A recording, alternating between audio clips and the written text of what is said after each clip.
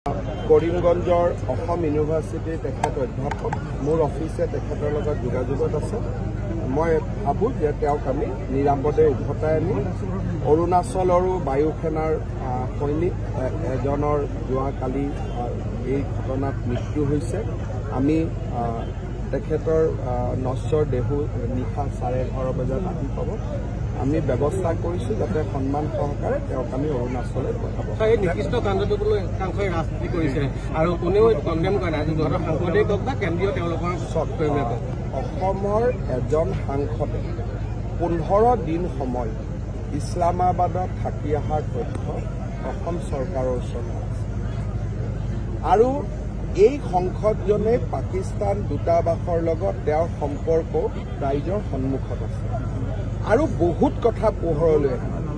ছেপ্টেম্বৰ মাহৰ ভিতৰত এজন গৌৰৱী পিতৃৰ সন্তান কেনেকৈ দেশৰ বিৰুদ্ধে যাব পাৰে তাৰ জল পট প্ৰমাণ আমি এক্সপ'জ বুলি নকওঁ, দেশৰ স্বাৰ্থত ৰাইজৰ সন্মুখত আনিব লাগিব। আৰু মই আজিয়ে কৈছোঁ যে 15 দিন ভাৰত চৰকাৰক নোকোৱাকৈ ইছলামাবাদত থাকি অহাৰো আমি প্ৰমাণ পাইছোঁ আৰু বিভিন্ন প্ৰমাণ আমাৰ হাতত আছে। গতিকে মই ভাবোঁ যে তাতেই কিজানি নামাজ পঢ়িব শিকি আহিছে, যি ধৰণে নামাজ পঢ়ে। গতিকে এই গোটেই কথাবোৰ ছেপ্টেম্বৰ মাহৰ ভিতৰত আমি জনতাৰ সন্মুখলৈকে আনিম।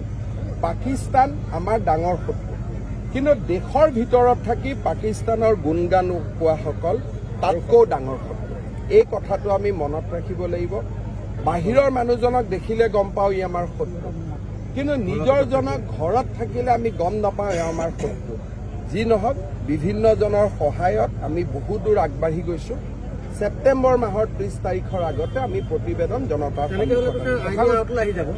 কি আওতালৈ আহে নাহে সেই সময়ত দেখা যাব। কিন্তু বহুবিলাক প্ৰমাণ আছে আৰু বহুবিলাক বিস্ফোৰক তথ্য ৰাইজৰ সন্মুখলৈ আহিব। মই এছেম্বলিটো কৈছোঁ, পাকিস্তানৰ লগত পৰিয়ালটোৰ সম্পৰ্ক স্পষ্টভাৱে আপোনালোকে দেখা পাব। তাত কোনো বিশ্লেষণৰ কোনো কথাই নাথাকিব। It will be black